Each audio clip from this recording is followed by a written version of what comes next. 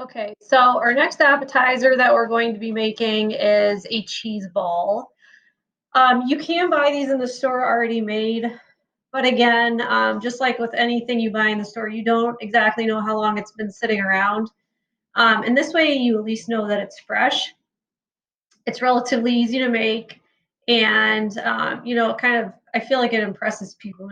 You tell them that you make your own cheese balls. So first, you're going to need 2 bricks of cream cheese. So you need a total of 16 ounces. So you're going to get two 18-ounce ones. If you want to make it healthier, you could get the third less fat cream cheese, but I'm just going to get this. Um, for a cheese ball, it's probably better if you don't get the reduced fat cream cheese. And the reason why is because the reduced fat cream cheese tends to get a lot softer at room temperature, so it might not be as good, um, just because it has less saturated fat, which I know we talked about is not healthy. But appetizers are not something that you're going to be eating every day. So if you have a little bit of a cheese ball, it's not going to hurt you that much. Okay, so you can either let this get to room temperature on its own and get soft, or you can do what I'm going to do and put it in the microwave for just a little bit so that it gets softer, and then you can mix your other ingredients with it. It's easier to work with. So I'm just going to put these in a microwave safe bowl. Make sure you take them out of the foil because this is considered metal and you don't want to put that in your microwave. So I don't know if you guys know, but if you have too much metal in your microwave, actually the walls of your microwave are made of metal. And if you put metal on the inside of the microwave, the waves that go through, the heat waves that go through to heat up the food in the microwave are going to bounce off the metal in the middle of the microwave, then off the wall, then off the middle, then off the wall. And that's what causes sparks to fly in your microwave. And you could potentially ruin your microwave that way. And you don't want that to happen. So another thing to note is that you could cut this recipe in half really easily, actually, because you could just use 1 brick of cream cheese instead of 2. And this is nice. This is a nice appetizer because it's something that you could make ahead, a couple days even, and it will probably actually taste better because the herbs and spices that you're going to put in it will have a chance to marry, just mix together. That's what it means. They'll have a chance to really infuse into the cream cheese and the rest of the mixture. So that's a good idea to make it ahead of time and let it sit in your fridge. Okay, so I softened my cream cheese. It's ready to go.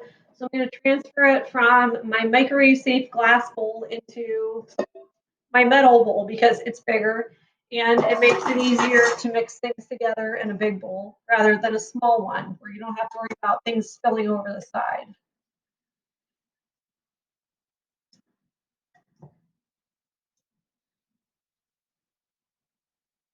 So this is a good appetizer. It doesn't take a lot of fuss. A lot of people like cheese, and you can, change up how it tastes depending on the herbs and spices that you put into it. I'm going to be using kind of a variety of herbs and spices, and you can also change how people perceive it by the crackers or whatever you're going to use to spread the cheese onto. Okay, so I'm going to use my hand mixer just to get this mixed up and softened. So I have one of my beaters in there.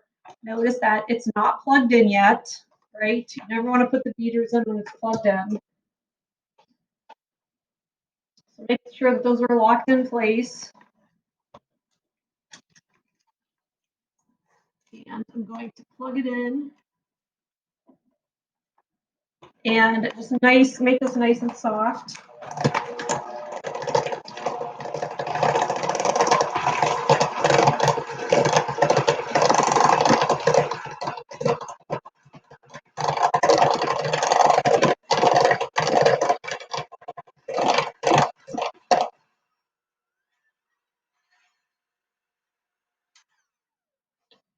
All right, so my next job is to chop up my green onions. So the green onions, I'll show you guys what those look like. They're these long, skinny onions that you find in the produce section.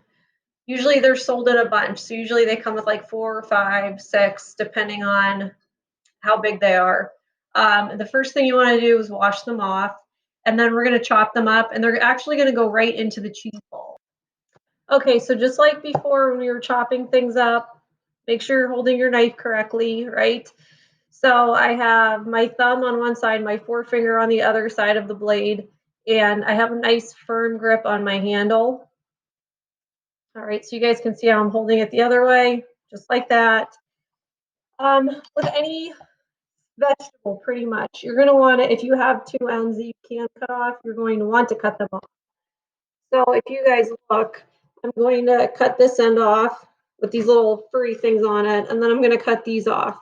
So remember, they're going into your cheese ball, right? So you don't want to have the pieces too big because people are going to be eating that. So we're going to do nice thin slices, and you could even take it a step further and kind of chop them up. This is a pretty mild onion. And if you don't like onion, you could just use onion powder instead, especially if you don't want like chunks of onion in it.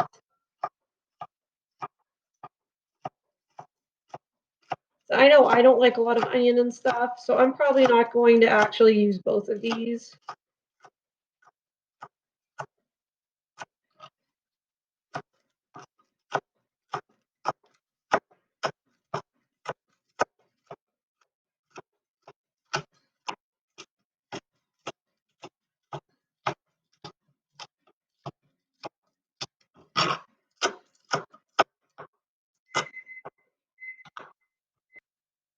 Okay, so the next thing I'm going to do is I'm going to grate my sharp cheddar cheese. So this is just a small brick of cheddar cheese. It's 8 ounces. So the recipe calls for 2 cups of cheese. So take a minute and think about how many ounces are in a cup. Okay, now let me tell you guys that that does not apply to cheese. 4 ounces of cheese is actually 1 cup. So this is going to be 2 cups of cheese. So you guys might be thinking now, like, well, why isn't she just using the cheese that's already shredded that you buy at the store? One of the reasons why is because there's actually cellulose on that cheese. They mix shredded cheese, pre-shredded cheese with cellulose. That's an anti-caking agent, and that's why it's like kind of like that white powdery looking stuff on it. Um, so I don't want that in my cheese ball, and I don't have to worry about my cheddar cheese caking together because it's already going to be stuck in a cheese ball. So I'm going to shred this. It just is going to taste better, and we're not going to have that cellulose in it. So the hole that I'm going to be using for that is the bigger one, on my grater. If you have a food processor, some of them come with blades that have this on them, and you can just use that. But I'm just going to show you guys because some of you might never have had to shred cheese before. So I just like to leave it in the plastic because it keeps it from sticking to my hands and getting gross. And you're just going to kind of go at an angle and shred your cheese. So does it take longer? Yes. Is it going to taste better? Yes. So if you're like, well, I don't care. I don't want to spend the time shredding my cheese. That's fine. You can buy the pre-shredded. It's not going to really affect it horribly. It's just better if you use the freshly shredded cheese that you can shred yourself. And this is something else you can play with. If you don't like cheddar cheese, try a different type of cheese and put that in your cheese ball. So maybe like Colby Jack, use it. Maybe you want to use pepper jack because you like a little bit of spicier stuff. That's fine too.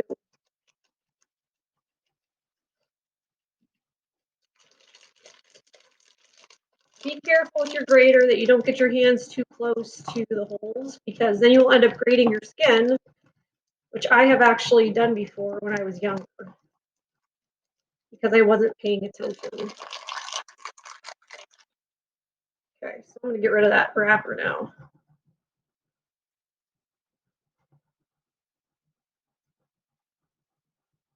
So if you were just making, half of the cheese ball and not the whole one, you'd only need half of this block.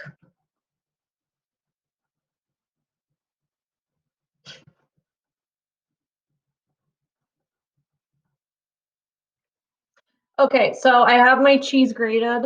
It actually filled up almost my whole grater. So there it is. I'm going to put it in with my softened cream cheese, and I'm going to add my other spices and seasonings.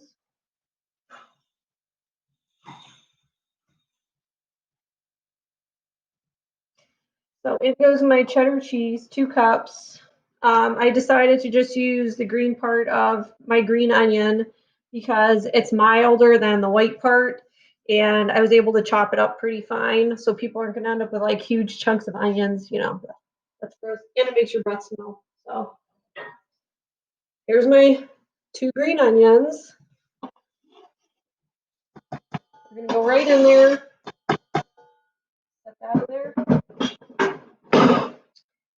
All right, notice how I'm cleaning my work area as I go. That's where my cheese was sitting. And I don't want to put my bowl on it. Okay, so next we are going to be adding Worcestershire. So Worcestershire sauce is actually something that a lot of people put in their hamburgers. It just gives it more of a savory flavor. It's different than sweet and salty. It's like what they call umami now. So that's another flavor that we like to add to things. So a teaspoon of Worcestershire. And you need a teaspoon of hot sauce. This isn't going to make it super hot. It's just going to give it some more flavors. I'm using red hot. You can use any hot sauce that you like. Just make sure you like the flavor of it before you add it to the cheese ball. So a teaspoon of that, which isn't very much. So like I said, don't worry about the heat factor.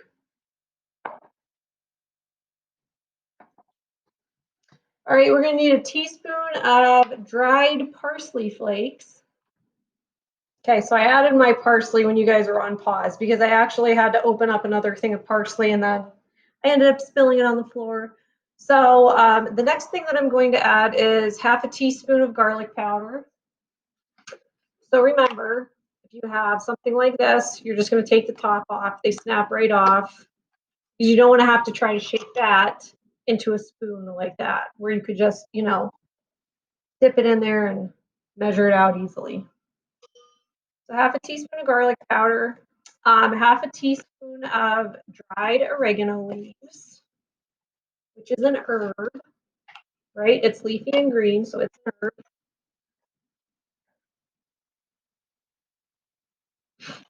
The garlic powder would be considered a spice. The parsley is an herb. And then we're just going to add a dash of black pepper. So I know this is a really big thing of black pepper, so be careful if you have a big one like I do. You don't get too much in there. So you might be saying, like, well, why aren't we adding any salt? Because, you kind of need salt for stuff like this. Cheese actually already has quite a bit of sodium in it, so it's already pretty salty. Okay, so what I'm going to do now is I'm just going to mix all of these together. And then I'm going to be chopping up some pecans. The pecans are going to go on the outside of my cheese ball. And that's going to kind of, keep it all together. It's going to make it look really pretty. But first, I want to make sure that this is mixed up really well because I don't want to get any surprise herbs and spices all stuck together.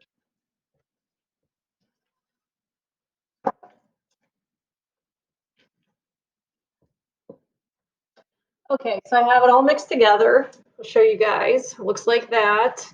So my next job is I'm going to gather it all together with my spatula as much into a ball as I can.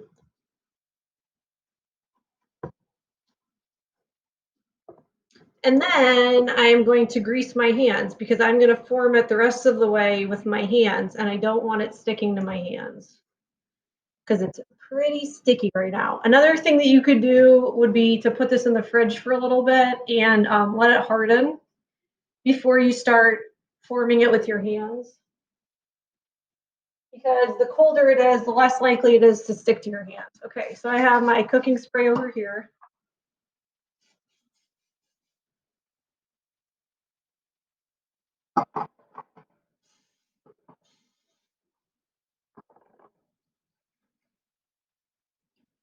This oil would also work well if you don't have cooking spray.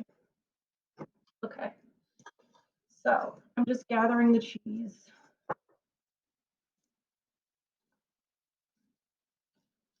And I'm just pretending like it's a really big meatball right now.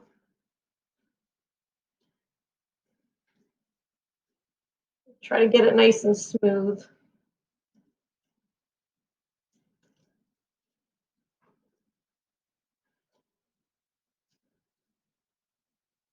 And before I started, I had a piece of foil just sitting here waiting. Okay, so I'm gonna wash my hands because you guys can see they're very messy.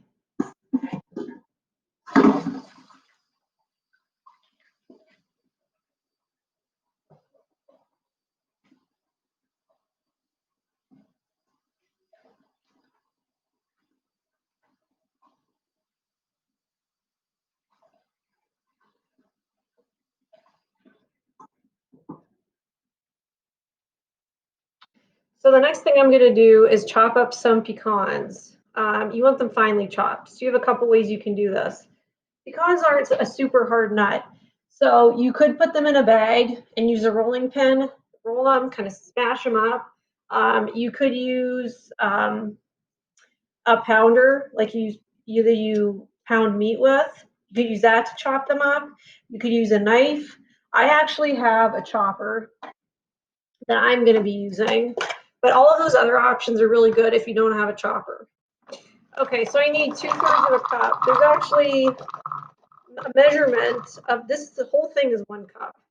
So we're going to try to get as close to 2/3 of a cup as we can, but I'm going to start with less because it's easier to do that. So that just goes right on there. And then you're just going to press it down and it moves as it goes.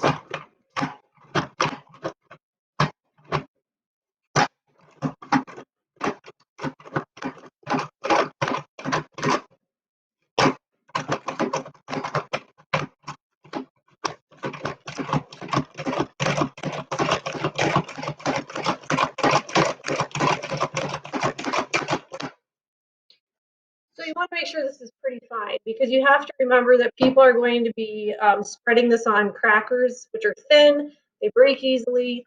So if you have really big pecan chunks on your cheese ball, it's probably just gonna, rip the cracker or whatever people are putting it on.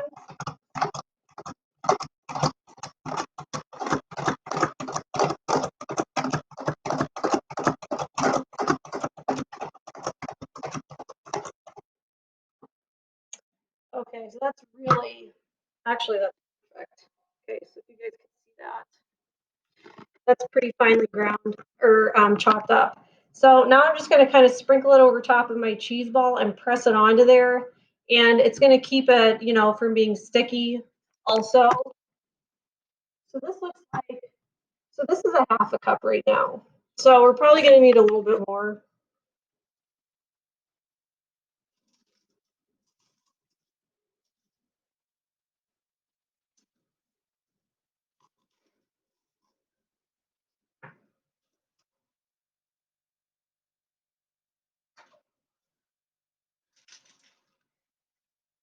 Another thing that people stick onto their cheese balls is parsley because it adds a little bit of green. And if you look, because of the holidays, there's all kinds of different shapes of cheese balls out there right now. Like those Christmas tree looking ones. You can get creative with this.